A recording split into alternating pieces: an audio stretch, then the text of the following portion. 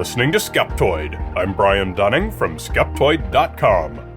The Horsey history of clever Hans. You've almost certainly heard the story of Clever Hans, the horse who, in the early 1900s, amazed Europe with his apparent ability to count, perform mathematical calculations, and demonstrate other even more impressive feats of intellect. You've probably also heard that it was eventually discovered that these abilities were found to be nothing more than the horse reacting to unconscious cues given by the people testing him, a phenomenon that today we call the Clever Hans effect. But you may not know just how deep was his impact upon the use of experimental controls and a variety of sciences, including psychology and communication, even parapsychology. Today we're going to learn about the amazing life of this famous horse and find out just how he came to be so influential, even more than a century later. To learn about Hans, we must first learn about his owner, Wilhelm von Osten, a retired Prussian schoolmaster in Berlin, Germany, crotchety, foul-tempered, slouched and slovenly in appearance. He had bought a carriage horse in 1888 and named it Hans, and had grown impressed with the horse's ability to know its way around and, apparently, make conscious decisions. Von Osten trained Hans to drive without reins, responding only to commands, and also to stamp its hoof to indicate numbers up to 5. Von Osten made public demonstrations of Hans's abilities beginning in 1891. By all accounts, von Osten was a sincere believer in horses' great intelligence, and appears to have been quite skilled at training them. He was not a hoaxer. Unfortunately, Hans died at the age of 12, and von Osten sought a replacement. He found a beautiful black Orlov trotter, which he purchased from Russia in the year 1900, about 5 years old, and also named it Hans. This Hans was the one soon to be known to all of us as Clever Hans, but note that it's a different Hans than was featured in von Osten's earliest public demonstrations. Hans II initially seemed to follow in his predecessor's hoofprints, but von Osten was never able to summon interest from the scientific community in his horse. Finally, in 1902, von Osten took out an ad and tried to sell Hans. "I want to sell my beautiful 7-year-old lab-trained stallion, with whom I make experiments to ascertain the mental ability of the horse. He distinguishes 10 colors, reads, knows the 4 basic mathematical operations, and more." It was this ad that launched the career of Clever Hans. Nobody offered to buy him, but some German military horse experts came to see a demonstration. The famous African explorer and naturalist C.G. Schilling also heard about it, and Hans even came to the attention of the Minister of Education. By 1904, a commission from the 6th International Congress of Zoologists in Berlin nominated Professor Karl Stumpf, director of the Psychological Institute at the University of Berlin, to conduct a scientific assessment of Hans's apparent abilities. Stumpf was assisted by his grad student, Oskar Pfungst. Hans's talents were many. When an arithmetic question was asked, he stamped out the answer with his hoof. He identified musical notes played on a keyboard by tapping out a corresponding number. When asked to identify a color, he would tap out its number as displayed on a chart.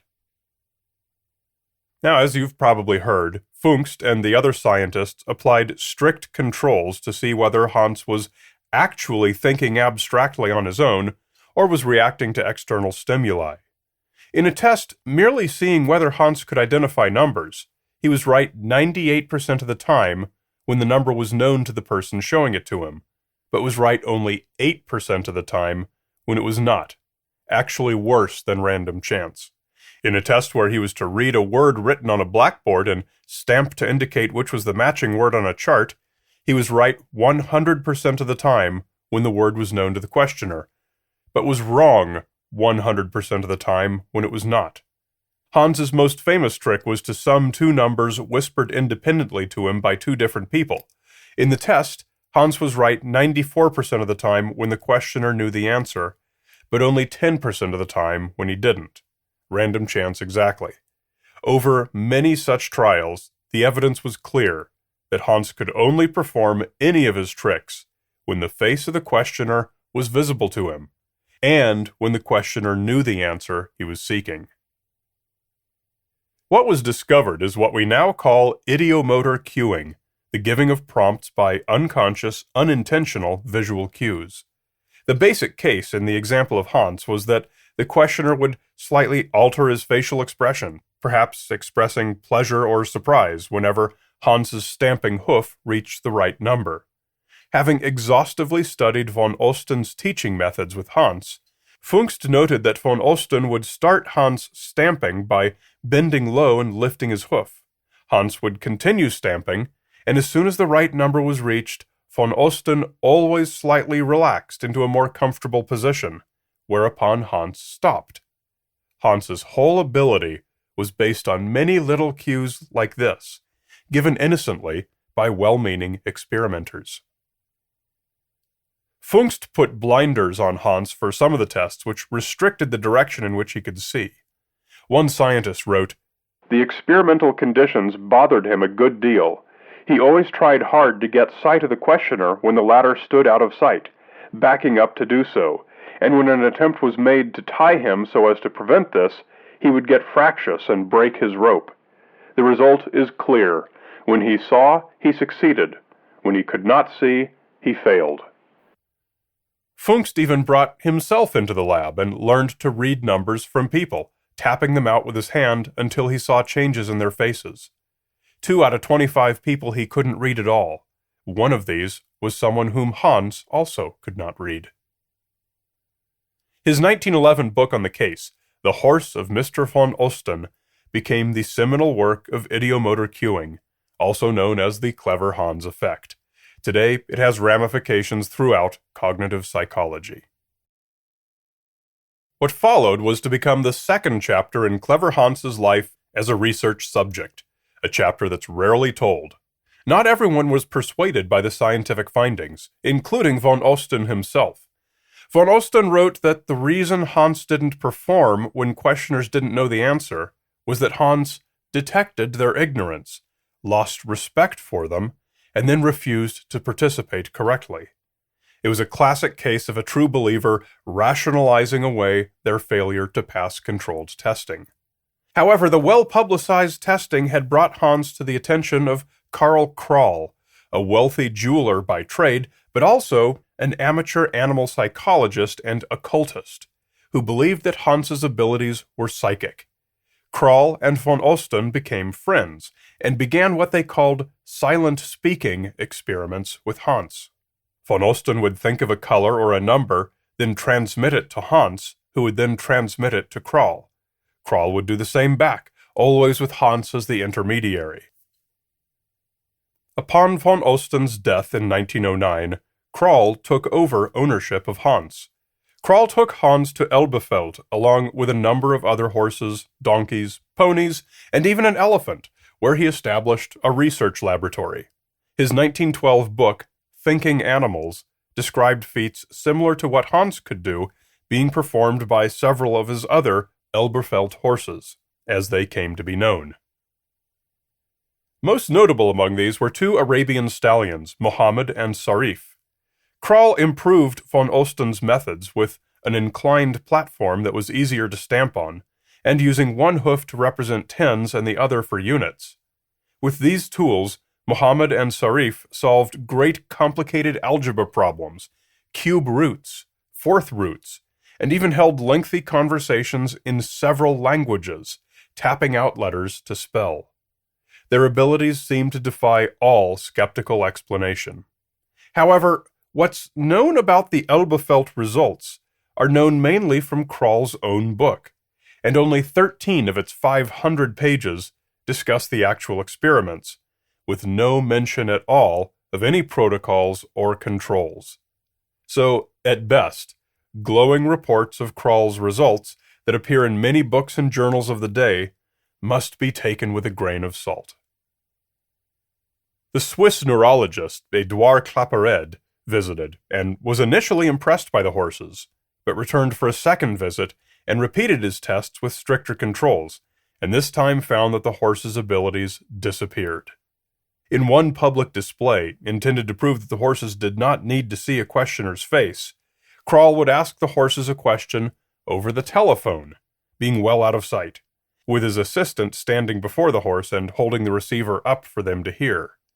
At least one scientist in attendance noted that Krall's voice coming through the phone was perfectly audible for everyone nearby to hear, including the assistant standing right in front of the horse.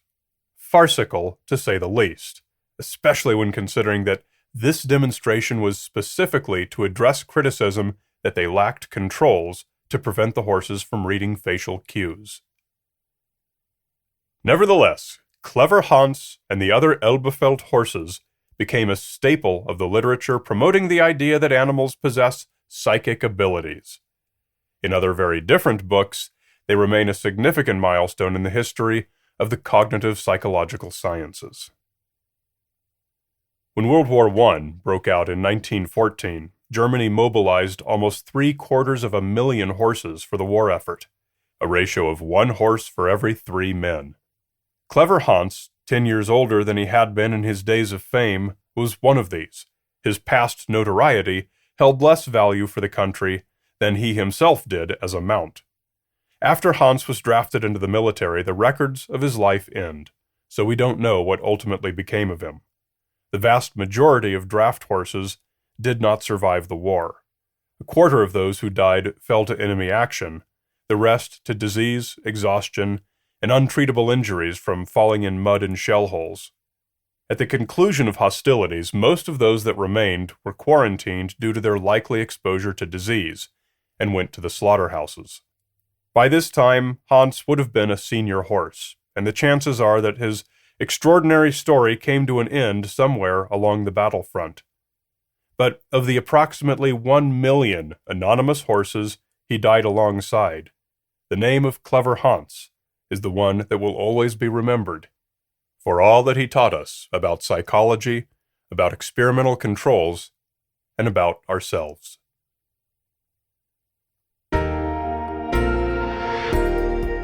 As a non-profit, Skeptoid Media is supported by private grants and donations, but there's a way for your company to help as well.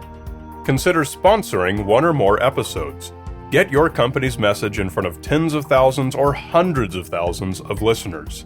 To find out more, contact our sponsor liaison at skeptoid.org, or even drop me an email directly to brian@skeptoid.org, and I'll hook you up. You're listening to Skeptoid, a listener-supported program. I'm Brian Dunning from Skeptoid.com.